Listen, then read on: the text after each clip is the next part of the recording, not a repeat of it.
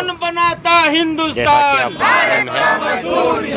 कौन भगत सिंह की शहादत दिवस में हमारे मजदूर साथी नारे लगा रहे हैं।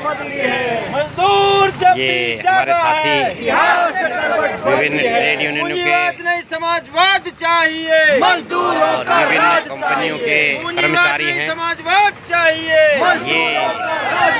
ये सभी साथी हमारे ख्वाब अधूरा वो हैं जो दिल से अपने आप को मजदूर समझते हैं। भगत सिंह का ख्वाब अधूरा। ये हमारे वो साथी हैं जो देश में पूंजीवाद के खिलाफ इंकलाब चाहते हैं।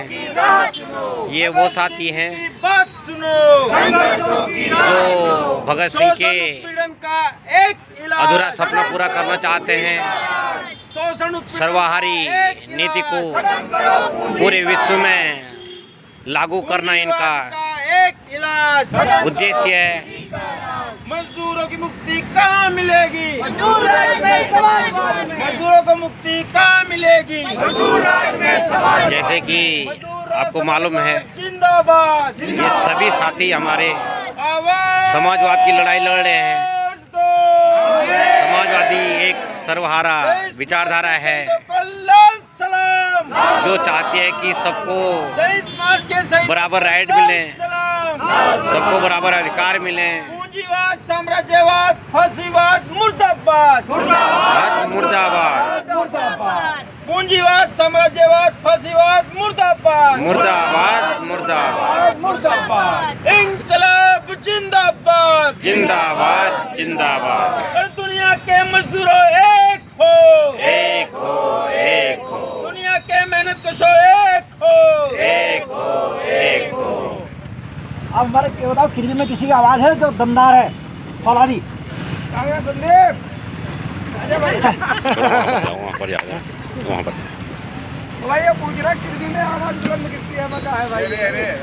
सर, मैं आपसे जानना चाहता हूँ, आप भगत सिंह के विचारों को का प्रचार प्रसार करते हैं, साथ ही कौन से समाजवाद की बात करना चाहते हैं जो देश में विश्व में लाना चाहते हैं? मजदूर राज समाजवाद हम लोग लाना चाहते हैं।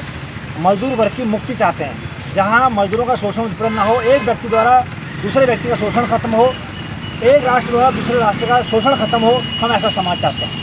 आज हर कोई ऐसा मजदूर जो कि जिसकी सैलरी 20,000 से 30,000 के ऊपर है, वो अपने आप को मजदूर नहीं समझता है। उन मजदूरों के लिए आप क्या करेंगे? उनको कैसे समझाएंगे कि वो वास्तव में मजदूर हैं?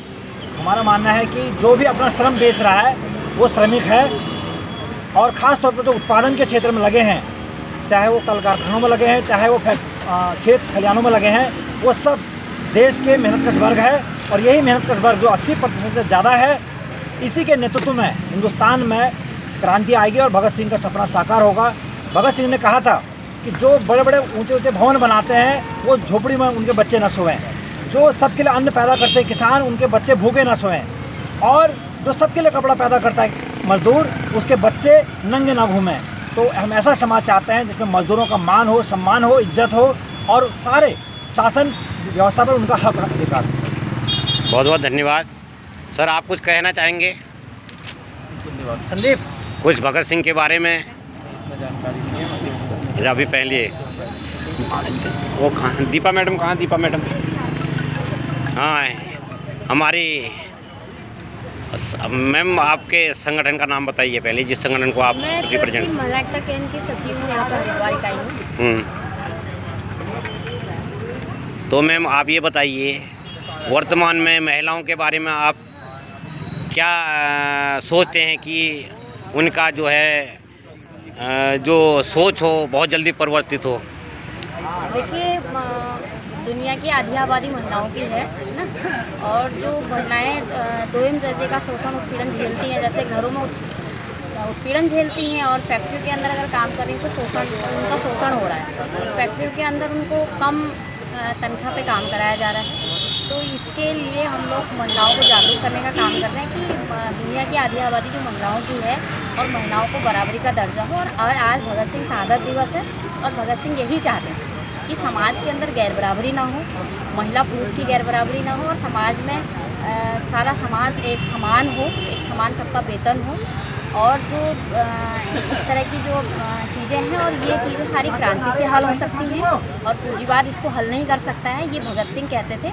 और यही आज प्रगतिशील महिला एकता केंद्र भगत सिंह के विचारों पे काम कर रही हैं और लगातार महिलाओं के बीच में इस काम को फैलाने का काम कर रही है कि आज जितना भी शोषण उत्पीड़न है और जो भी समस्याएं हैं, चाहे बेरोजगारी की समस्या हो, चाहे शिक्षा की समस्या हो, चाहे महिलाओं के साथ बलात्कार जैसे लगातार जो आए दिन जो घटनाएँ हो रही हैं, नौजवान डिप्रेशन में जा रहे हैं और लोग हम लगातार कई लंबे टाइम से सुन रहे हैं कि अमेरिका के अंदर छोटे बच्चों ने बंदूकें उठाई और लोगों को मार दिया।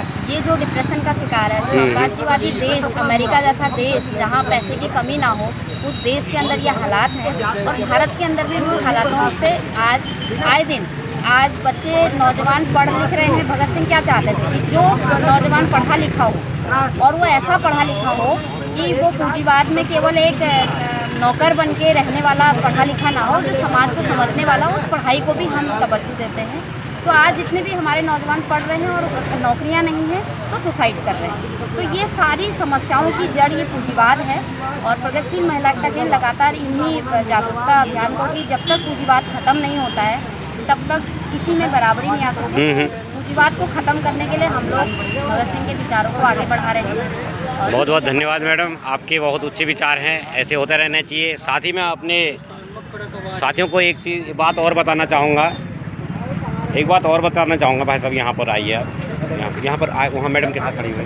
नहीं, मैं ये चाह रहा हूँ कि कोई नहीं और साथी लोग अच्छा, ठीक है। मैं ये चाह रहा था कि मतलब थोड़ा, हाँ जी सर, जैसे कि ये हमारे देवभूमि के महामंत्री हैं दिनेश कुमार जी, ये हमारे साथी ललित भाई भी आ चुके हैं और मैं भी खुद देवभूमि का एक एम्प्लॉई हूँ।